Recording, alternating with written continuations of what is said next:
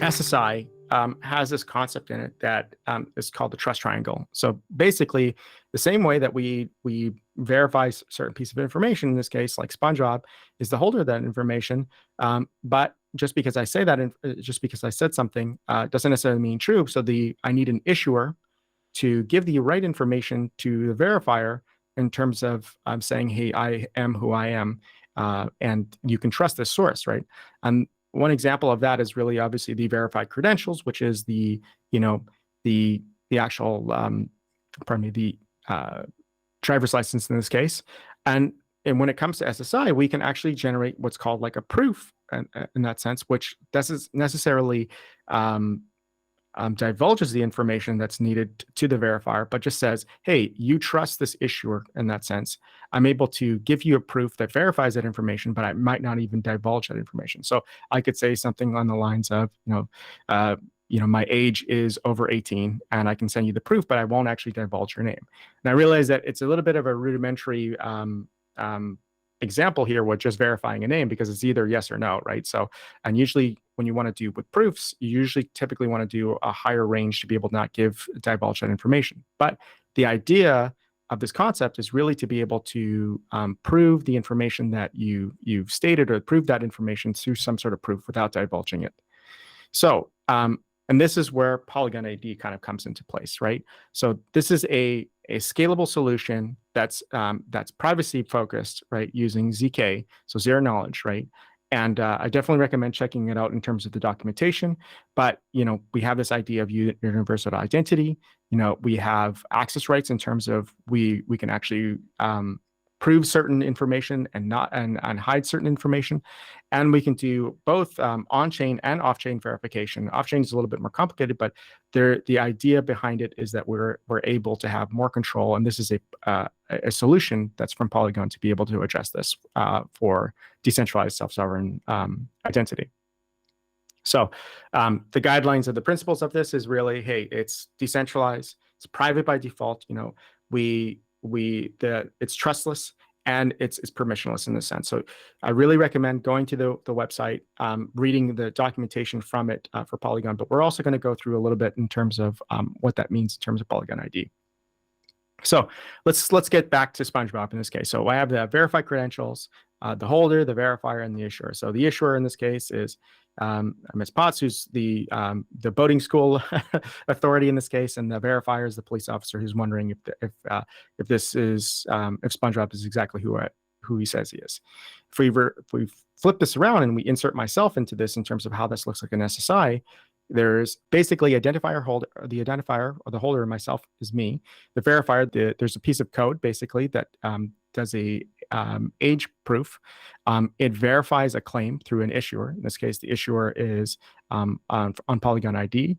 You can connect your a mobile app to it, and from there you're able to create a claim, create a cryptographic proof that's stored in your wallet, and then when you actually go through the verification process, you're able to verify that's actually true. So one example of this is that we have within the tutorials an example of being able to verify if you're of a certain age to get a specific airdrop, and you can use cryptographic proofs to be able to verify that without actually divulging your actual age in that sense.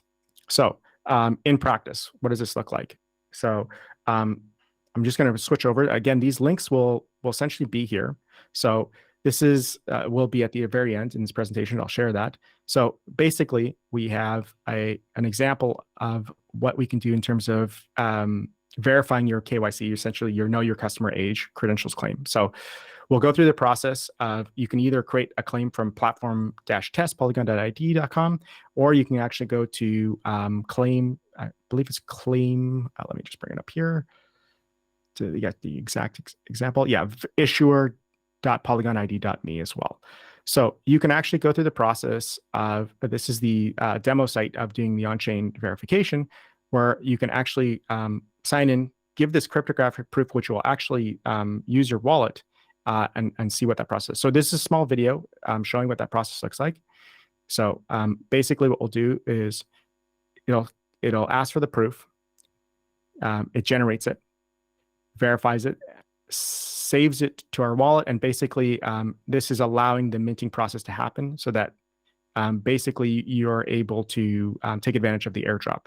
So it's quite quick, if you can imagine, but you can kind of see that I'm verified to be able to process this transaction, and it goes through, and then I'm able to actually see the in this case it's on Mumbai, it's this ERC-ZKP token, to be able to take advantage of being able to get to be eligible for this airdrop, essentially. There's an actual tutorial specifically for this too, which I'll be sharing on the Polygon ID tutorial examples. It's the on-chain verification. This you can literally do in 20 minutes. I won't like, I'll spare you guys of trying to do this live in that sense, but basically you could go through this entire process, deploy a contract to Mumbai testnet, and go through the cryptographic proofs process as well. So one thing to note is that you will need the Polygon ID app. So it's on the Google Play Store or the Apple App Store to be able to download it. Once you set it up, you're able to go through the process of creating a proof. In this case, this is an example on issuer.polygon.id. I can go through this process basically, and let me just briefly show you guys what that looks like. So I'm here on the site. I have my app. I'm going to connect to it. Once I'm connected, give it a second. I can see my existing claims. I can create a claim in this case. I'm going to create a KYC age credentials. I can set the expiration, so it's nice so that this proof can constantly be used for a certain period of time. In this case, I'm setting my date to, I'm a little bit older, but let's just put this here. So I'll create submit. Then what this is going to do is it's going to ask me to add this credential. I'll add it. And now this claim is actually being added to my wallet, so that anytime I want to use this specific proof, I can generate it, use it, and use it on various sites to be able to interact with it in that example. So there is, this is also an example of what that looks like to the actual live application for that KYC process. Again, I won't go through the entire process right now in terms of it, but I definitely will be sharing with the code base in terms of what that looks like. In terms of the code, things that you will need to know to basically change. And let me go to the code base here under scripts and set requests. So basically what you'll need to do is the validator address will need to stay the same. This is actually done for to be able to handle those verifications. Everything else, you're able to change out the deployment of the contract. It's quite simple. It'll actually go through the process of doing that prompt for that request. And when you go through the entire process, this is actually pretty similar as to what's going on here, so that you're able to actually scan it, do the proof, verify it, and then take advantage of the airdrop to be able to mint those specific tokens. There's a lot to Polygon ID. There's also platform-test.polygon ID, which you can create custom claims. These are different types of claims as well. I definitely recommend checking this out. If you guys do have further questions, if you want to go through it, there's a site called university.polygon.technology, which goes over Polygon ID and self-sovereign identification, rather, which will go through the essential fundamentals. But if you really want to dive into the code, I recommend really going through this repo and going through it and going through the process yourself to be able to actually see how that looks like on your end. So these are the different sets of resources, like I mentioned.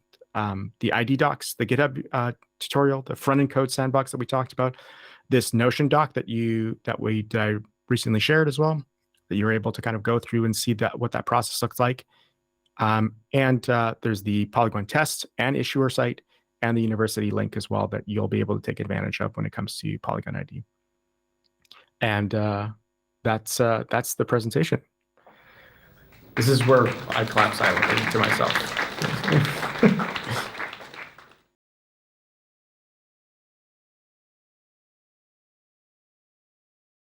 So there is ways that you can do that. Ideally, it's not like you can do proofs that are like binary. It's like it's a yes and no. Ideally, that's the end result. It's like it's binary, right? But you don't want something that's so specific, right? Again, like it's really really simple in terms of the example of saying your name Sam, yes or no, right? There's not really a range for that.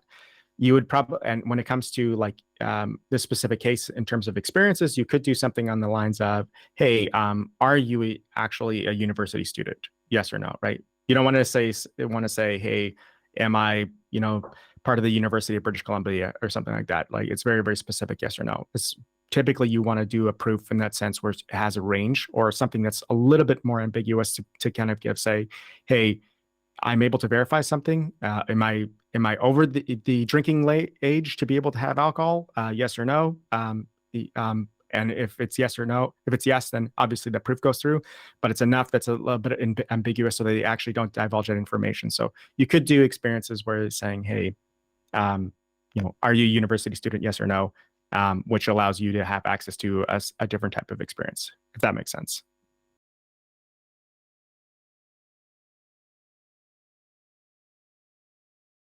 With Lens Protocol specifically, I, I probably would refer to Rahat, which will be in the Discord group. I would say like I've only played with Lens only so much, and I know that Rahat has done a lot more with Lens than myself, and he might actually be doing an example with. Uh, Correct me for again, like I won't say too much, but if you do enter the Discord group, Rahat is actually there, and he's touched a little bit more on Lens, so I can say like how that integration would necessarily happen.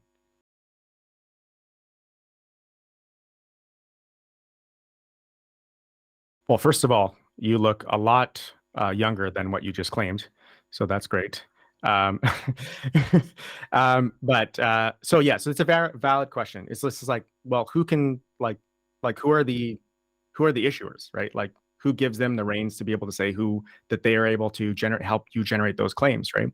So in essence, like right now, it's a little bit of the wild west if you think about it, because the idea behind the technology in terms of how it works is fairly new in that sense.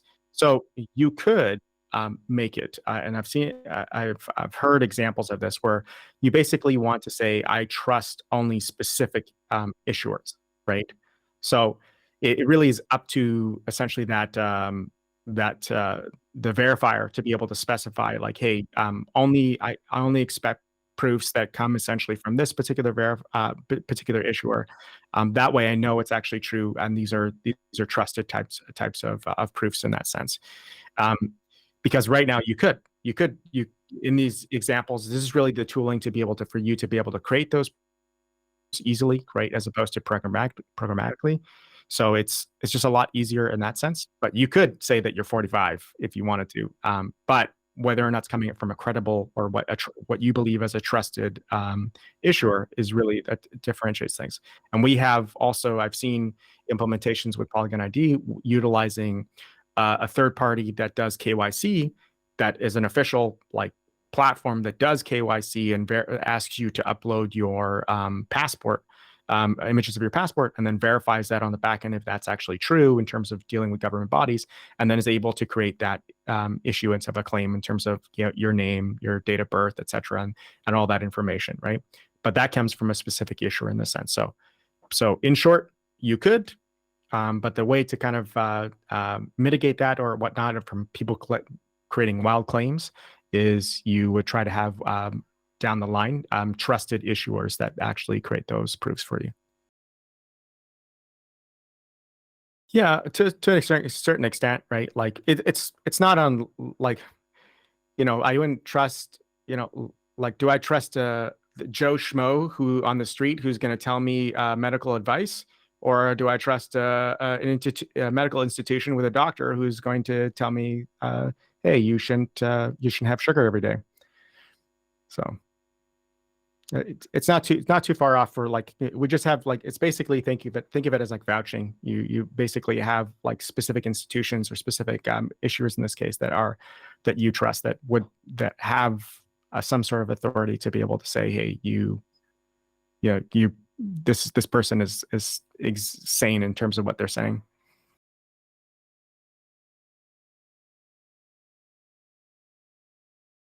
Well, if you use that example, what is as somebody who has had their passport stolen twice, I don't necessarily see that as being that much different in terms of how secure is, in terms of the world that we live in terms of identity or people stealing our identity, right? I think the difference is like that's always something that might happen. Like somebody is able to kind of take advantage of that, um, but at the same time, you just put common practices in place, and it's a little bit easier to be able to manage your wallet as long as you don't like type out your seed phrase in weird sites. That should be like standard practice to not do that. Um, but as far as it goes, like that's always a possibility that you can kind of lose your data in that sense. And then if that were the case, then you just the way that we deal with, like, I would assume, again, I'm just riffing here, but I would assume the same process is like when you get your identity stolen, you probably get issued out new documents, and then that becomes your way to be able to kind of get onboarded again. The difference here is, I don't always have to show my entire passport for things, and the applications of that sometimes is to like in real world is like to avoid discrimination if you think about it too, right? Because like I'm not divulging my last name. I might just be divulging how much money I make in terms of a salary range. But I'm saying, hey, I should be approved for a loan, or I shouldn't be discriminated on because I actually verified that I worked for previously for a past company, and just because of my name or etc., I shouldn't be discriminated. I just give you the information that's needed to prove so that I can avoid that type of discrimination as well. So long riff, but hopefully that answers your question.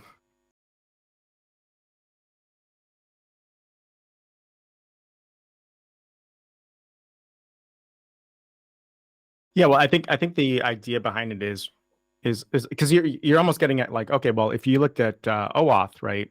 Um, you basically have a third party that kind of handles that verification process or whatnot, right? I think that the difference here is, like you still need some sort of the issuer in that sense, but you can programmatically set that up. Like it doesn't necessarily need to be like it doesn't need to be an institution in that sense. So like it could be a different type of contract that you build yourself, and you're basically saying, okay, well, people saying, okay, we trust this issuer in that sense, right? So if you think about it, that almost makes it a little bit more democratic in terms of the process. Now, whether or not people actually trust that issuer is definitely up to them. But if you really think about it, the idea behind it is now though I'm never sharing that information with a verifier. You will have an issuer that might necessarily that you'll verify that information with that helps you create those cryptographic proofs, but you're not necessarily divulging all that information either, right? So if you think about it, like, yes, there's some aspects to it that are like, hey, like you're kind of going off with like a third party in that sense, but it's not necessarily an individual, or and it could be anybody in this case in terms of even a contract, and the process doesn't involve like somebody going through like manually verifying it. It is trustless. It goes through a process that you saw, like here the examples, like there was nobody else like verifying that information. And once I created that cryptographic proof, like it was automatic in that sense too, right? And I didn't need to divulge any of the additional information that that I needed to, basically. So as you probably saw in the example here, and here there is different types of claims you can kind of create. There is like custom, or sometimes called multi. You can go as complicated as you want to in terms of the number of in terms of data that you actually want to validate, right? You'll probably need some sort of, if you're like validating some server information that's like off chain, then obviously there's a little bit of a process, or it's a little bit more complicated in that sense. But you can, I would assume sky's the limit in this case in terms of the amount of information that you can actually validate in that sense. Is that story you're getting at? Is like how complicated, like how complicated can this data be? Yeah, no, in terms of it, like if there's actually a spec in terms of the different types of queries you can kind of make in terms of verification, I'll try to put that in the Discord group too as well to kind of help. But there's set standards, and then there's like ones that are multi, that are a bit more flexible in terms of the number of data that you can actually verify too. Because sometimes I've seen examples where like they verify your age, but then they create another proof to verify another piece of data. But you might be able to do that all within one proof. I haven't seen that implemented yet, but in theory, I would assume that you could actually do that as well within one request, basically. SS